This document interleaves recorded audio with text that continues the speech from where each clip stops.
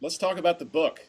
And first, I want to just I want to let you really tell us about the book. It's releasing January 26th, and get first of all, just give us a sense of why Linchpin. You know, what's really your uh, reason for writing this book at this time? Well, before I can tell you about what the book's about, I have to tell you about what's going away. What's going away is the factory, this industrial age that has affected corporations, nonprofits, religious orders, uh, political movements. They've all been factory oriented. And the mindset of it goes back only 150 years. And it goes like this. If you could come up with a machine, a system, a process that was efficient, you could hire people to keep the machine running.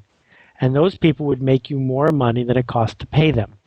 And so you do it again and again and again until you're a Subway franchise with 7,000 stores, or until you're Ford Motor Company, where you're paying people $30 an hour, but every employee makes you $300 an hour. Go down the list.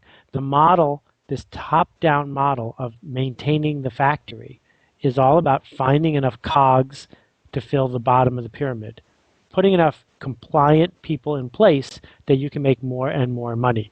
Well, that worked for a really long time. And what we've seen in the last 5 or 10 years, for a whole bunch of reasons, is it's falling apart. And so if there's stress or pain in people's lives, it's not because of this momentary Great Recession that we got handed a few years ago. It's because the system itself, the one we grew up with, is broken. So what I wanted to do was a call to action, a book that laid out for people what happened and what to do about it. And what I think we can do about it is look at it as an opportunity. And the opportunity is now, because of the tools of the internet, now because of the openings in the economy, anyone has the leverage to stand up. They can start their own congregation. They can start their own freelance business. They can do the work that they do at work, but do it differently. They can treat it as an opportunity, not as a job. And there's a bunch of other things that I'll let you talk to me about, but that's Yeah. the general thesis. The thesis is Karl Marx was right, Adam Smith was right. There used to be two teams, management and labor. Now there's a third team, and the third team are the people we can't live without, the indispensable people, the people I call linchpins. Yeah, and I want to ask you uh, from the standpoint of being indispensable, because I think so many of us as leaders, we might think we're indispensable. You know, we might look at ourselves and go, you know what, I'm really needed. But how would you describe, and how do you describe what that really means? What is really the term indispensable, and how do you define it in the book? Okay, well, it's very easy if you're the boss to imagine that the world can't get on without you. And in fact, if you're a bad capitalist, you build a system where you create a vacuum if you leave. That's not what your investors want. That's not what your parishioners want. That's not what the people who are counting on you want. They want you to build a system. I'm not talking about any of that. What I'm talking about is doing art, changing people, connecting to people in a way that they want you to connect with them, and causing positive change to occur. That's what art is. Sometimes it's a painting, sometimes it's a play by Shakespeare, sometimes it's a symphony, but it could also be the way a customer service person answers the phone, or the way somebody in a social organization comforts you when you're going through pain. Anytime you're acting in a way where there is no manual, when there is no instruction book, and when you're making change happen, you're doing what I call art. And the problem is, too many people want the instruction book. They want to be told what to do. They want to hear how the dummies book would tell them to do it. But the minute you follow the instructions, you're no longer an artist. Mm, that's really good, man. Because you know, even in the church world or leadership world, like so many of us would immediately think, well, the ones who are indispensable, and that's actually the subtitle of the book is the question, are you indispensable? But what we would think is the ones who are indispensable are the ones who are in charge. And what you're saying is, no, that's not necessarily true. It could be, but it's not necessarily true, right? Yeah, that's exactly, I mean, Dick Clark is going to stop doing New Year's Eve one day soon. And we're still going to have New Year's Eve without him. That just because he owned the show doesn't mean he owns the holiday.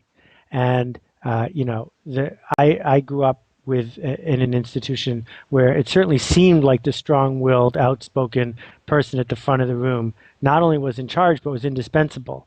But after they moved on, it only took a week or two, and everything kept going. That's not what I'm talking about. I'm talking about how do you add enough value that people cross town to interact with you? How do you add enough value that if there are layoffs, you're the last one to go? Because you're the troubleshooter. You're the one who sees the truth in the situation, prajna, to use the Tibetan word. And once you see the truth in a situation, you know how to navigate it. You have the guts to navigate it. You care enough to navigate it. And there's so many of us who sit in positions where, what you're saying is we need to feel like we are indispensable, because so many of us are in positions where we're not necessarily leading, we're not in charge, but yet we can still be that person. So let me ask you this: if I'm in that situation, give me some sense of what I need to be doing. And you mentioned artist, and I want to get into that as well as the idea of resistance and then the idea of generous giver. But help some of us who might be, a 25-year-old, and I'm a mid-level, leader, but I really don't feel like I'm indispensable. How can I start to become indispensable? Well, first I'll tell you what it's like, and then I'll tell you why it's difficult. If we look at the airline business, JetBlue as an airline launched only a few years ago. Can you imagine what it would have been like to be on that first flight, that first day? The flight attendants, do you think any of them were grumpy? Do you think they were just like, barking at people, throwing peanuts? No. It was special. It was a chance for them to shine. Now let's think about the last flight of Pan Am Airways. 40 years in business. It's the very last flight. Do you think the people on that flight were just grumbling along, doing their job? Of course not. It was special. So at the beginning it's special, and at the end it's special. What happens in the middle? Right? Along the middle, people say, it's just my job. They're grumbling about the way they were treated. They're not getting paid enough. They don't like their customers. They don't like their parishioners. This is stupid. I need to da, da, da. Or you say, this is my platform. This is the one and only chance I get to do today. What am I going to do with this platform, this opportunity? And it's not just to serve, it's an opportunity to change. How can I make it so that this person I'm interacting with right now is changed for the better because of this interaction?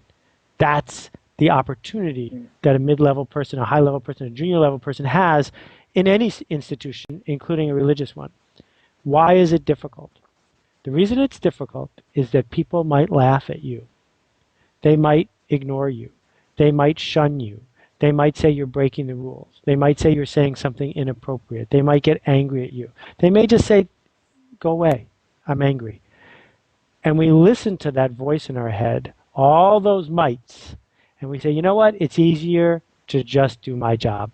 It's easier to just fit in. Because standing out, that's in whack-a-mole, the mole that stands out, he's the one that gets whacked. Yeah. And we say to ourselves, that's scary. I don't want to do that.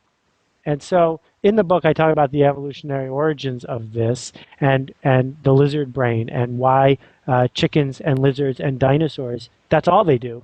And we, as human beings, have a choice now. And the choice is to indulge that fear, the resistance, the voice in the back of your head, what Steve Pressfield calls resistance, or to realize that the only shot we've got, the only upside we have, is to do the opposite.